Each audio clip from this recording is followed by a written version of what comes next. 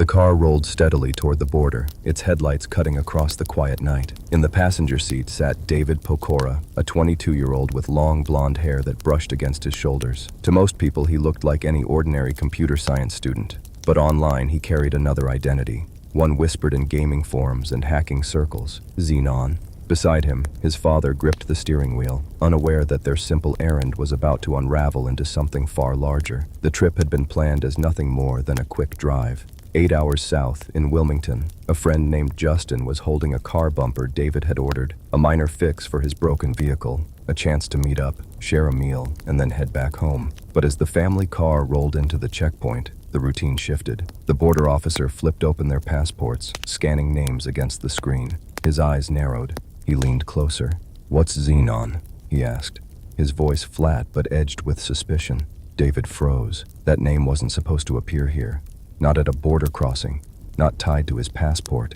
It was an alias meant for another world entirely, a hidden one. His throat tightened as his father turned toward him, confused. Before David could answer, 2 officers in dark uniforms emerged from the shadows. Their hands rested firmly on their holsters. The air around the car thickened with sudden danger. "Step out of the vehicle," one ordered. David's pulse hammered in his ears.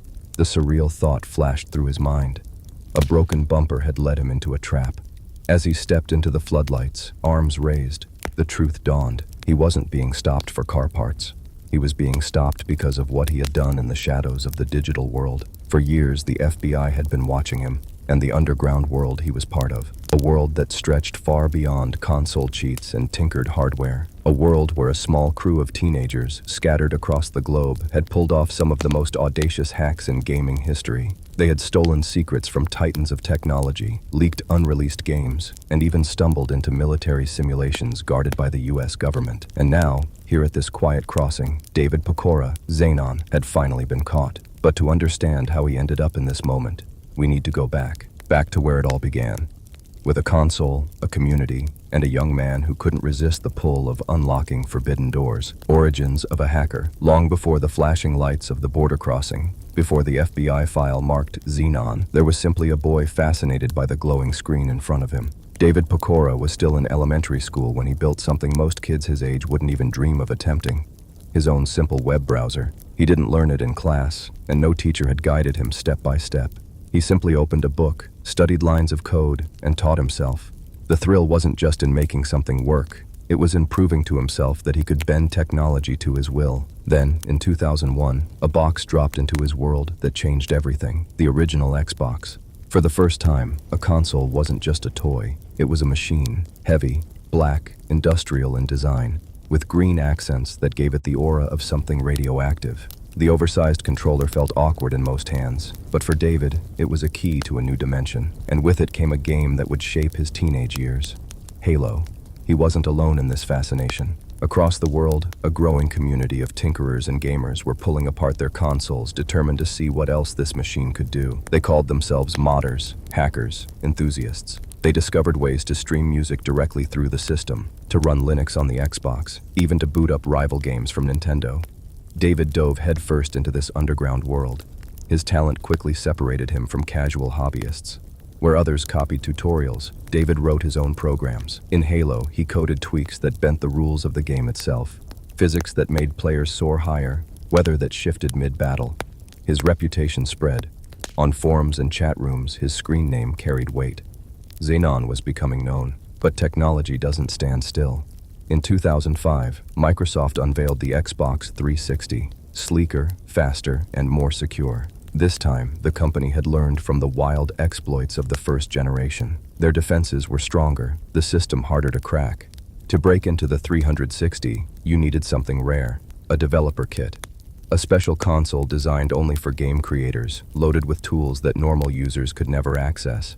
For ordinary fans, these machines were unreachable, guarded by Microsoft's strict approval process. But fate, or perhaps carelessness, intervened. One day, thousands of these kits appeared on the secondary market. Someone had scavenged them from a recycling yard, selling them off to whoever had the money. In 2008, David managed to get his hands on several of them. It was like finding the master key to a locked city. With a dev kit, he gained entry into PartnerNet, a closed-off network where game studios quietly uploaded unfinished projects for testing. Night after night, David wandered this hidden world. Screenshots of unreleased games began surfacing online, posted by him. His name spread further. But while his fame inside the scene grew, his life outside of it began to suffer. He showed up late to school, his grades dipped. Teachers saw a distracted student. David saw the beginnings of what might be his future, a career in the industry he loved. But the deeper he went, the more doors opened. And behind them, shadows began to stir. And then came Dylan, a boy on the other side of the planet, thousands of miles away in Perth, Australia. 14 years old, restless, rebellious, already suspended for hacking into his school's network twice. Online, he went by the name Super Day E. He wasn't content to watch others break the rules. He wanted in, and when he discovered David and the Xbox scene, it was like throwing gasoline on a fire. Dylan reached out, eager, daring, and soon, a new partnership began to form, and they weren't alone. In a cluttered bedroom in New Jersey, a young man named Sonad, who called himself Sonic, was surrounded by circuit boards, soldering irons, and tangled wires. His life was technology, his room a laboratory. He too dove into the Xbox underground. The cast was assembling. From Canada, from the US, from Australia. Different lives, different reasons. But all drawn into the same hidden world, bound by curiosity, ambition, and the thrill of doing what others said was impossible. It was exciting, it was intoxicating, and it was only the beginning. But as their skills grew, so too did the risks. Because soon, they wouldn't just be peeking behind the curtain of unreleased games, they'd be prying open the doors of some of the most powerful companies in the world. And once those doors swung open, there would be no turning back. The Xbox Underground. By the late 2000s, what had begun as harmless tinkering was transforming into something bigger and far more dangerous. The Underground was no longer just a hobbyist playground. It was becoming an ecosystem, a subculture where fame, money, and influence waited for those bold enough to seize them. At the center of it stood David Pokora, Xenon. The developer kits had given him access to PartnerNet, that secret staging ground where unreleased games appeared weeks, even months, before the public ever saw them. For a young hacker, it was paradise. Screenshots from unreleased titles circulated in online forums, each one proof of his growing reach. In digital spaces, his alias carried weight, whispered like a legend among those who dreamed of breaking past the locked gates of Microsoft. But the underground rarely belonged to one man. Soon, a circle began to form around him. There was Justin, known online as MTW. He lived in Wilmington, Delaware, and had first crossed paths with David by buying one of those rare developer kits. Older than David by a few years, Justin projected confidence. He talked fast, took risks, and carried himself with the swagger of someone who believed rules were meant to be bent. On the other side of the globe, Dylan, Super Day AE, kept pushing his way in. Barely a teenager, still caught in the awkward turbulence of adolescence, he craved the adrenaline rush hacking gave him. To him, school suspensions were badges of honor. If adults told him, don't, he couldn't resist proving them wrong. And then there was Sonad, or Sonic, in New Jersey. His bedroom was less a living space than a laboratory, littered with disassembled consoles, wires, soldering irons, and the hum of overworked electronics. He wasn't just fascinated by games, he wanted to master the machines that powered them. Together, they began to form a loose alliance, a digital brotherhood, bound not by proximity, but by shared obsession.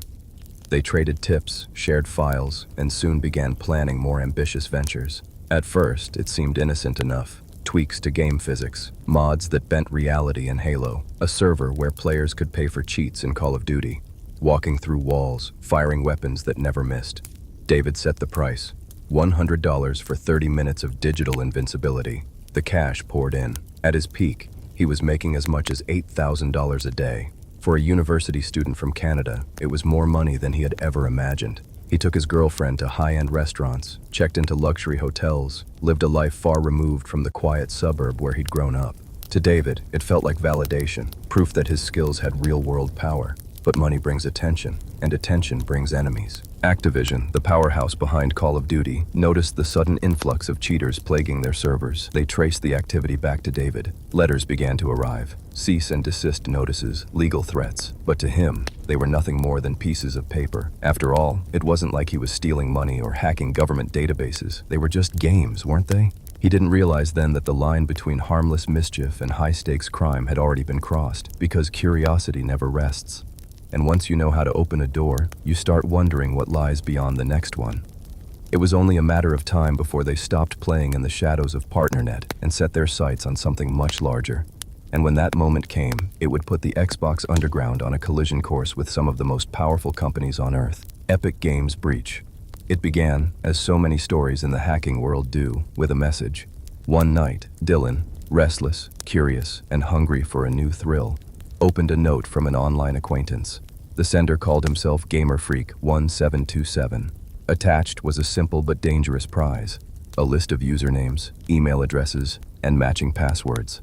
The data came from a forum run by Epic Games, the studio behind Unreal Tournament and the blockbuster Gears of War franchise. For most, it would have been nothing more than a curiosity. But Dylan's mind didn't work that way. To him, every password was a potential key. He scanned the list, his eyes locking onto the credentials of an Epic IT employee. A thought flashed. What if he reuses this password somewhere else? Minutes later, Dylan was inside the man's Gmail account, and there, nestled among the endless clutter of messages, lay another password.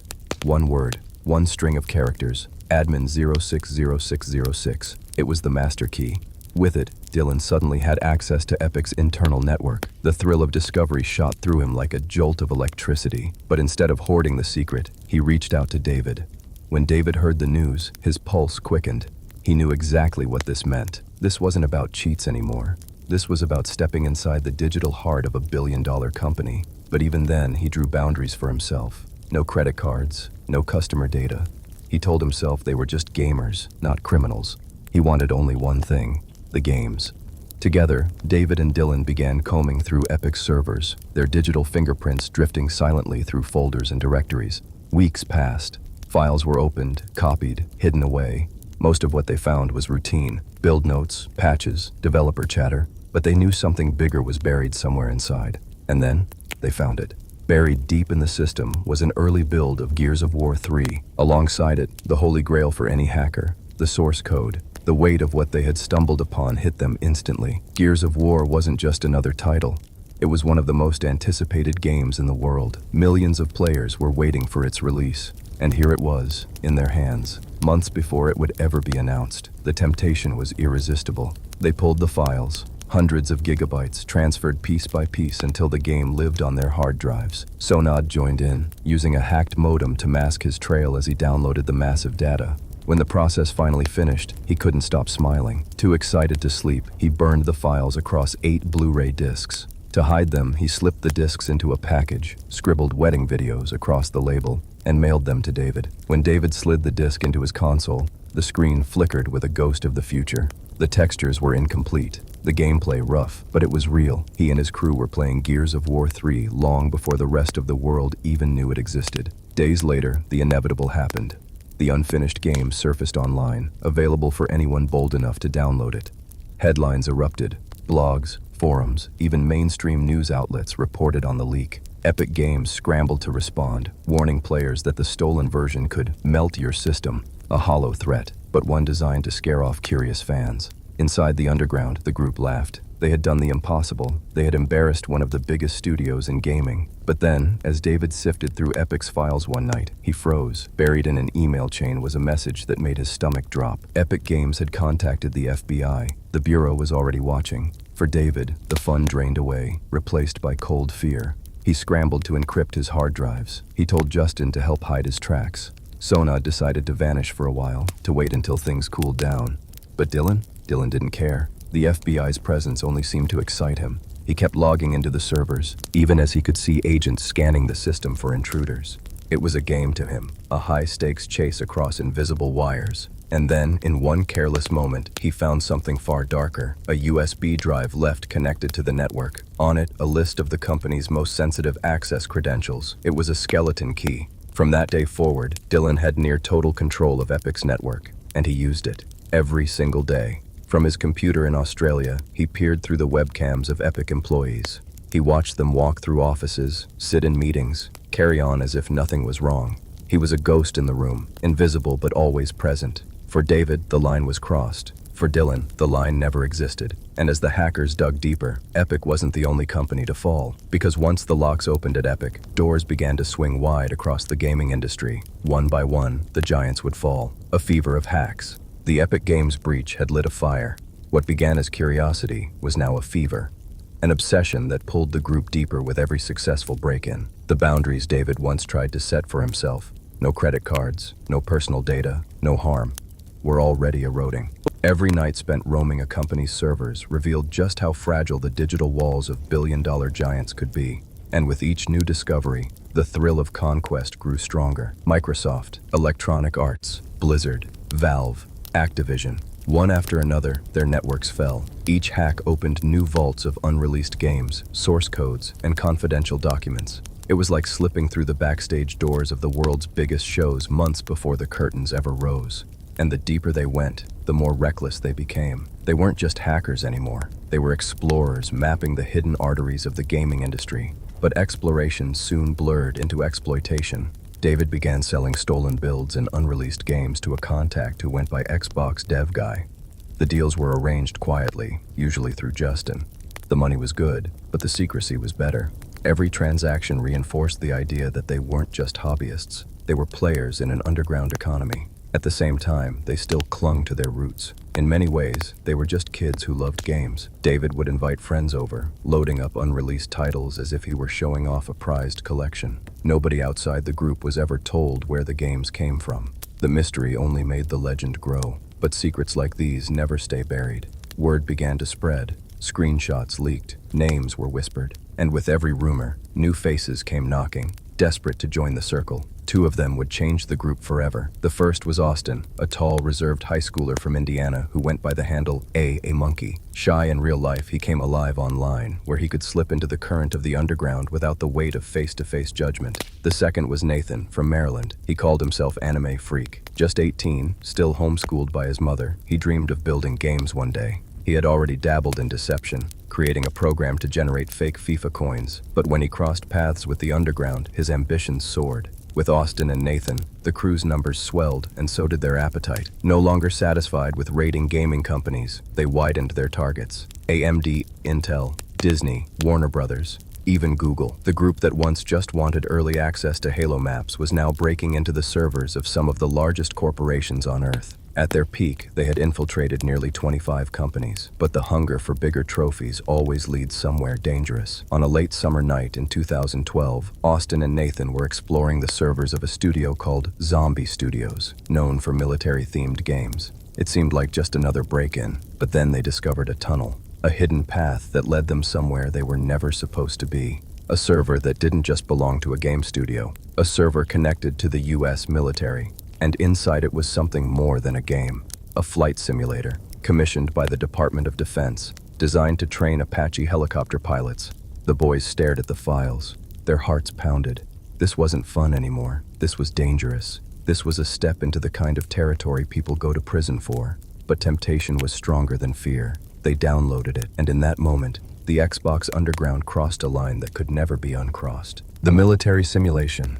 The stolen worlds of Epic Games and Microsoft were thrilling, but nothing compared to what Austin and Nathan uncovered that late summer evening in 2012. Inside the servers of Zombie Studios, past the directories and developer files, they stumbled upon something that froze them in their chairs. It wasn't a game meant for living rooms or teenagers. It was a simulator, not just any simulator, an Apache helicopter flight program.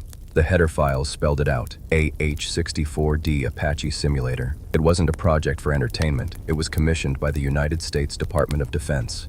For a long moment, they didn't move. The glowing lines of code on the screen carried a weight unlike anything they had touched before.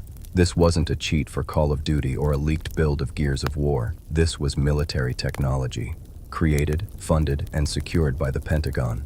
Every instinct told them to back away, to log out, to forget they had ever seen it. But the pull of forbidden knowledge was stronger. Curiosity, greed, maybe even arrogance pushed them forward. The files were copied, piece by piece, until the simulator lived on their hard drives. They had done it. They had reached further than anyone in their world thought possible. When they told the others, David, Dylan, and Sonad, the reactions were mixed. David knew immediately that they had crossed into dangerous ground. Dylan, as always, was thrilled by the chaos. Sonad stayed quiet, wary of how far things were spiraling. But the decision had already been made. The military simulator was theirs. And with it, Xbox Underground had pushed into the realm of national security. From the outside, nobody knew. The FBI had no public statement. Microsoft hadn't gone public with what was stolen. But inside the group, there was a dawning realization. This wasn't just hacking anymore. It was trespassing into a domain that could trigger consequences far beyond lawsuits or cease and desist letters. Still, they couldn't stop. The fever continued. Day after day, they raided new networks, more unreleased games, more confidential files. They laughed at the absurdity of it, joking about what they'd call themselves if they were ever arrested. Xbox Underground had a nice ring to it, they thought, almost cinematic, almost glamorous. They didn't realize how close they were to making that name infamous. Because the military breach had done more than feed their egos. It had drawn the attention of people who weren't just protecting games or intellectual property. It had set alarms ringing in offices far above the gaming industry, alarms that would soon bring the FBI crashing down on them. But before that happened, the cracks inside the group would widen, trust would splinter, and betrayal would cut deeper than any external threat. Betrayals and fractures. Success had intoxicated them. But with every hack, every stolen file, every boast whispered through chat rooms, the bonds holding Xbox Underground together began to fray. Justin, MTW, had always been the wild card.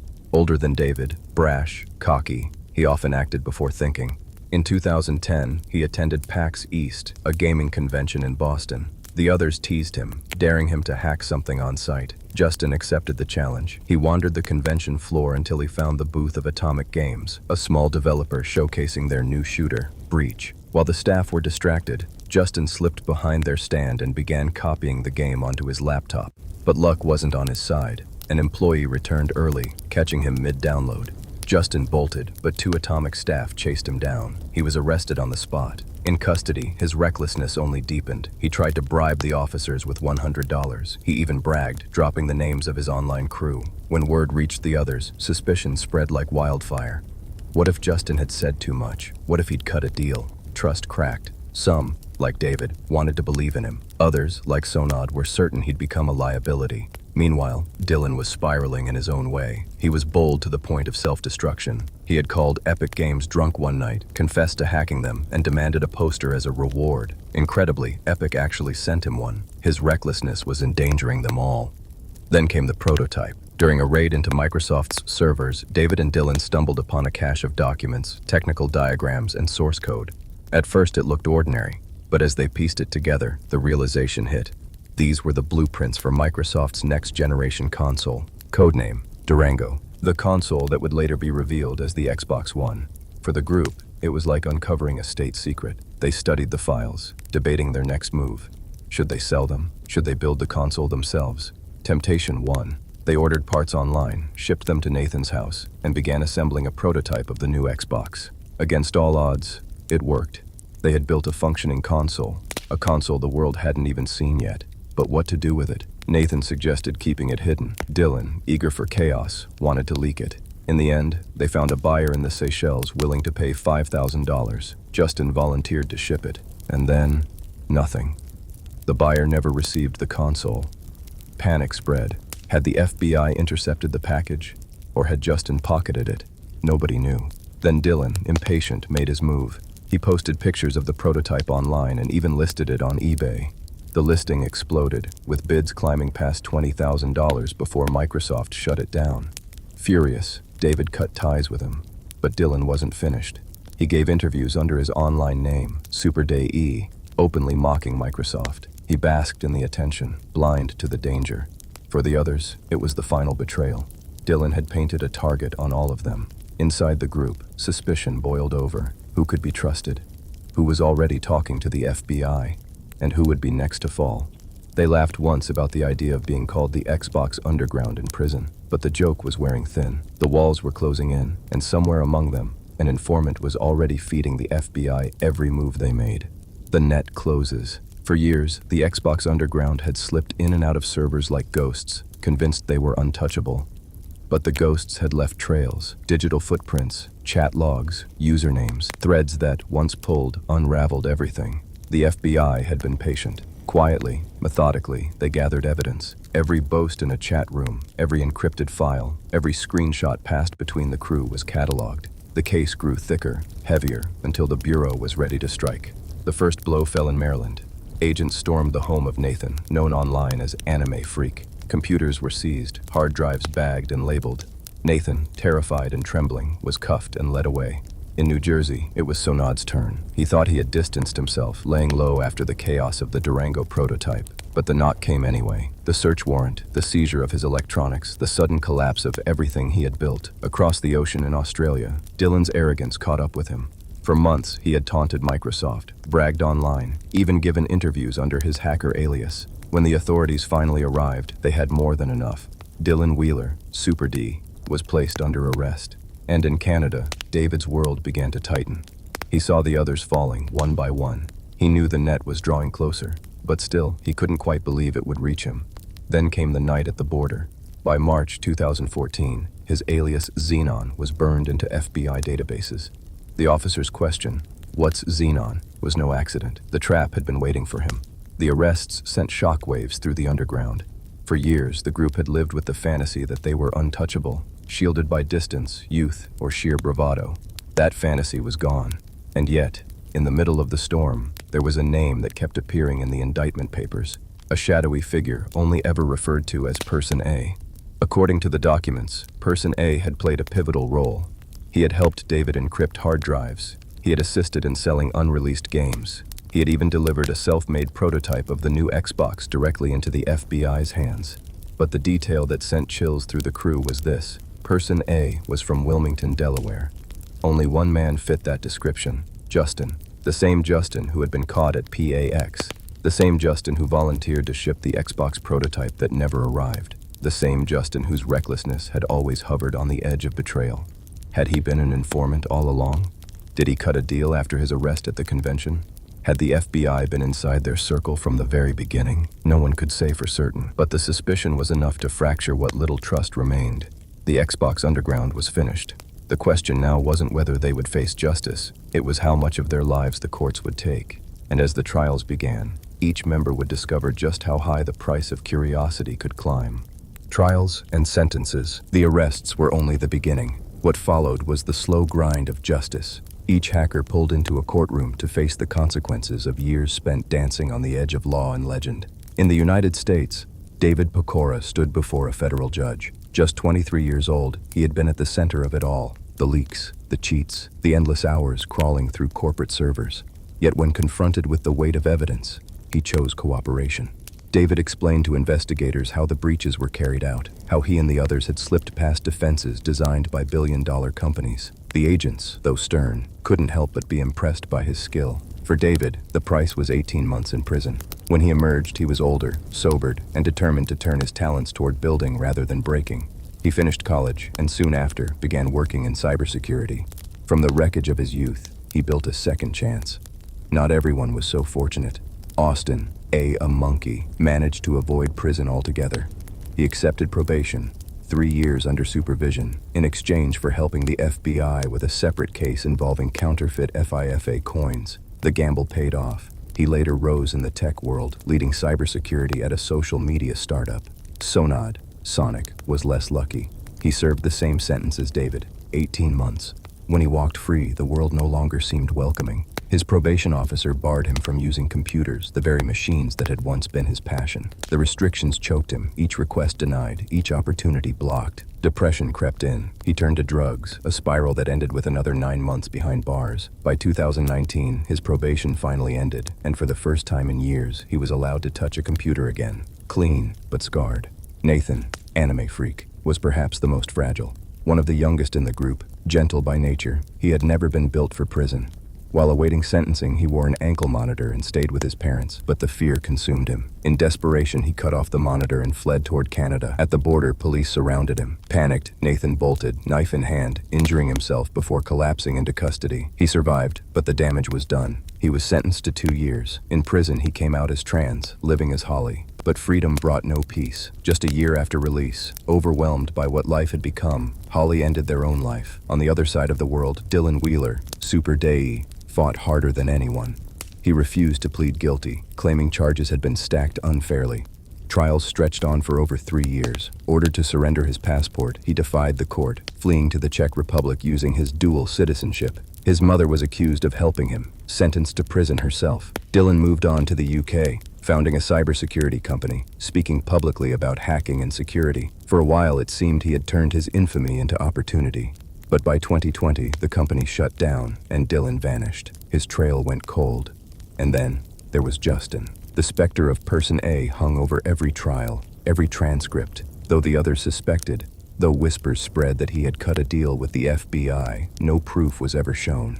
For years, he walked free, even as his friends served their time. But fate has a way of evening debts. In 2017, long after the Xbox Underground had collapsed, authorities arrested Justin May. This time, there was no escape. They found a new BMW, nearly $500,000 in cash, and a trail of fraud, fencing, tax evasion, and money laundering. Convicted in 2021, he was sentenced to nearly 8 years in prison and fined $4 million. The man who once walked the line between ally and betrayer had finally fallen. Across continents, in courtrooms and prison cells, the Xbox Underground fractured. Some rebuilt, some disappeared, some were destroyed. And when the gavel fell for the final time, one truth lingered. Curiosity had led them into the heart of forbidden worlds. But it was the human flaws, pride, recklessness, betrayal, that had sealed their fate. Aftermath, legacy, and today.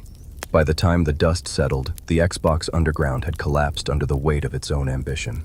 The tight-knit ring of teenage hackers had been dismantled by arrests, trials, and betrayals. Yet their story didn't end in the courtroom. In the years that followed, their scars and second chances shaped the paths they took, some toward redemption, others toward ruin.